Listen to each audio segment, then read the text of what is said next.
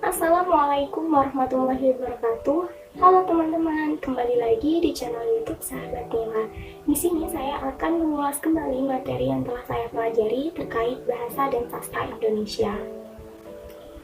Seperti nama mata kuliahnya, kita pasti belajar terkait bahasa Indonesia. Nah, dari teman-teman sendiri, ada yang tahu nggak sih definisi dari bahasa itu sendiri? Ya, benar sekali. Bahasa merupakan sebuah lambang bunyi oleh alat ucap manusia untuk alat komunikasi. Nah, selain untuk alat komunikasi, bahasa juga dapat digunakan sebagai alat untuk mengekspresikan diri, terus juga sebagai alat untuk mengadakan integrasi dan adaptasi sosial, serta sebagai alat kontrol sosial. Bahasa itu dibagi menjadi dua, ada bahasa lisan dan bahasa tulisan. Dalam bahasa lisan itu ada yang namanya bunyi bahasa. Bunyi bahasa itu sebuah sarana komunikasi melalui bahasa dengan cara lisan. Bunyi bahasa sendiri dibagi menjadi dua, ada bunyi vokal dan bunyi konsonan. Bunyi vokal itu contohnya A, I, U, E, dan O, sedangkan bunyi konsonan contohnya itu ialah selain bunyi A, I, U, E, dan O. Selanjutnya kita masuk dalam bentuk bahasa yang pertama, yaitu bahasa lisan. Dalam bahasa lisan, misalnya kita menyapa. Ketika kita menyapa, kita menggunakan kata sapaan. Contoh kata sapaan itu ada hai dan halo. Kata sapaan ini sering kita gunakan untuk menegur sapa. Bisa juga digunakan untuk memulai sebuah pembicaraan atau menggantikan nama orang lain.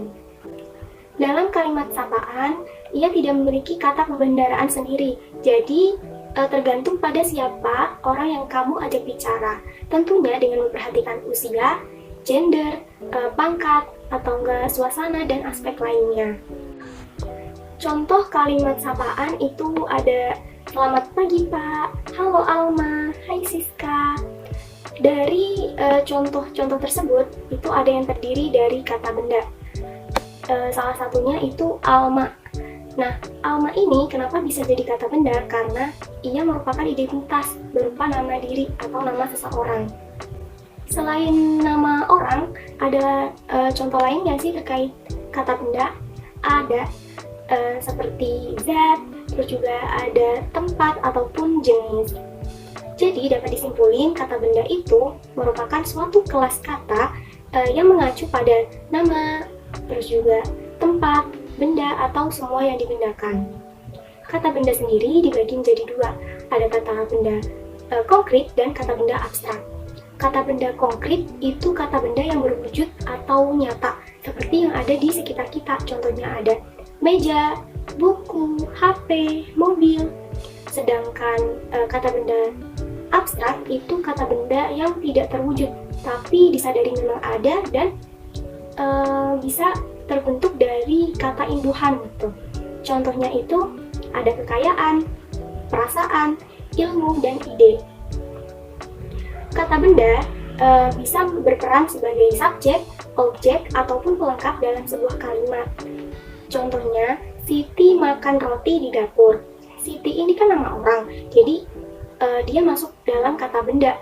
Nah, di kalimat ini dia berperan sebagai subjek. Makan roti. Roti ini kan benda ya.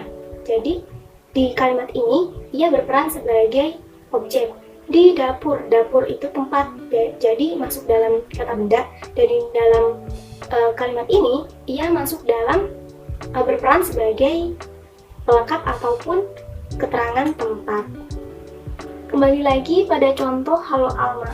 Alma tidak hanya kata benda, tapi juga sebuah identitas yang berupa nama diri. Setiap orang pasti memiliki sebuah identitas, baik itu nama, gelar kekerabatan, pangkat akademik, atau status sosial. Gunanya agar bisa dikenali dan menjadi pembeda dengan orang lain. Contohnya kayak tadi Alma, Nila, Susi, Budi, terus juga ada Dato, kakak, adik, sultan, atau sarjana ekonomi, dokter, dan lain sebagainya. Selanjutnya, kita masuk ke dalam bentuk bahasa yang kedua, yaitu tulisan. Dalam bentuk bahasa tulisan itu terdapat banyak macamnya, seperti puisi, prosa, ringkasan, formulir, naskah pidato, dan masih banyak lagi. Sebelum kita menulis sebuah cerita, kita hendaknya belajar menulis dengan baik dan benar. Nah, hal ini dapat kita pelajari melalui menulis tegak bersambung. Dalam menulis tegak bersambung ini dibutuhkan kesabaran dan ketelitian. Mengapa sih kita perlu belajar menulis tegak bersambung? Supaya kita dapat menulis permulaan dengan benar, sehingga tulisan kita dapat dibaca dengan mudah. Selain agar bisa menulis dengan baik, rapi, dan mudah dibaca, menulis tegak bersambung ini dapat merangsang kerja otak menjadi lebih kreatif dan mengasah daya seni yang dimiliki oleh seseorang. Setelah kita dapat menulis dengan baik dan benar, maka selanjutnya ketika kita akan menulis sebuah cerita atau puisi atau karya lain akan lebih mudah. Dalam cerita itu ada yang namanya dialog, prolog, dan epilog. Dialog merupakan sebuah komunikasi yang berbentuk percakapan antara dua orang atau lebih untuk bertukar pikiran, pendapat, dan lain sebagainya. Kemudian ada prolog. Prolog ini pembukaan ataupun pendahuluan, di mana berisi adegan singkat di awal sebuah sandiwara, musik, ataupun pertunjukan. Yang terakhir yaitu ada epilog. Epilog ini sebuah akhir yang berisi kesimpulan ataupun amanat dari sebuah pertunjukan yang baru saja ditampilkan. Selanjutnya ialah menulis ringkasan. Sebelum menulis ringkasan, pastinya kita akan membaca terlebih dahulu. Nah, membaca ini sebuah proses untuk mendapatkan informasi melalui sebuah tulisan. Membaca sendiri dibagi menjadi dua. Ada yang nyaring atau bersuara dan senyap atau dalam hati. Terdapat beberapa teknik dalam membaca. Ada menindai, scanning, dan skimming. Ringkasan sendiri ialah mengambil atau merangkum pokok-pokok pembicaraan menjadi lebih singkat agar lebih mudah untuk dipahami. Agar dapat menulis ringkasan dengan baik, maka pembaca harus mengetahui tujuan dari bacaan tersebut, lalu memahaminya. Seperti dalam sebuah petunjuk, berarti di dalamnya berisi arahan atau petunjuk bagaimana sesuatu harus dilakukan dengan baik dan benar. Selanjutnya adalah puisi. Puisi merupakan sebuah karya sastra berisi ungkapan perasaan atau pikiran yang disusun dengan gaya bahasa yang sangat indah. Orang yang membuat puisi disebut penyair dan orang yang membacakan puisi disebut deklamator. Ketika kita akan membacakan sebuah puisi, maka kita harus memperhatikan beberapa hal seperti penampilan, gerak tubuh, intonasi, diksi, terus jeda, tempo, ataupun dinamika. Sedangkan prosa ialah karya sastra yang disusun dalam bentuk cerita atau narasi yang dianggap lebih relevan.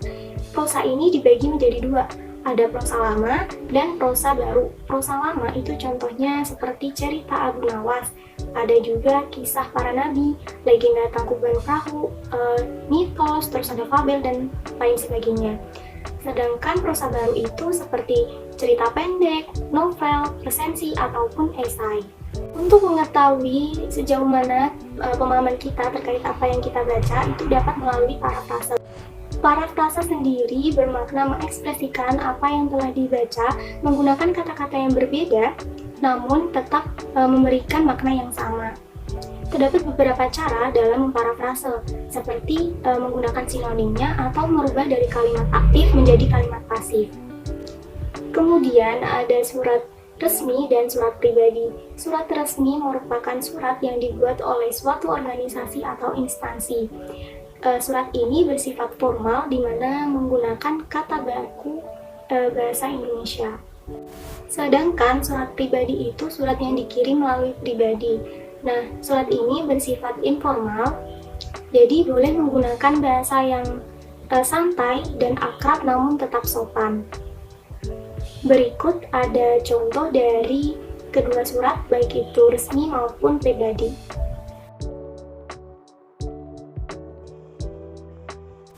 Selanjutnya ada formulir dan kwitansi. Formulir merupakan lembaran kertas yang berisi suatu informasi atau dokumen agar dipergunakan dengan sebaik mungkin dan dapat disimpan dengan baik. Formulir terdiri dari kepala, instruksi, badan, dan penutup. Sedangkan kwitansi merupakan bukti adanya sebuah transaksi, baik itu jual beli, sewa menyewa, atau pembayaran. Yang terakhir ada naskah pidato. Pidato atau speech merupakan salah satu kegiatan berbicara di depan umum. Tujuannya untuk mengajak atau memberi informasi atau hanya untuk menyenangkan orang lain. Orang yang menyampaikan pidato biasanya disebut orator, narasumber, ataupun public speaker, sedangkan orang yang mendengarkan pidato disebut audiens. Secara umum, naskah pidato terdiri dari beberapa struktur. Ada judul, salam pembuka, pendahuluan, ada isi pidato, lalu penutup, dan salam penutup. Mungkin cukup sekian ulasan terkait materi yang telah saya pelajari dalam mata kuliah Bahasa dan Sastra Indonesia.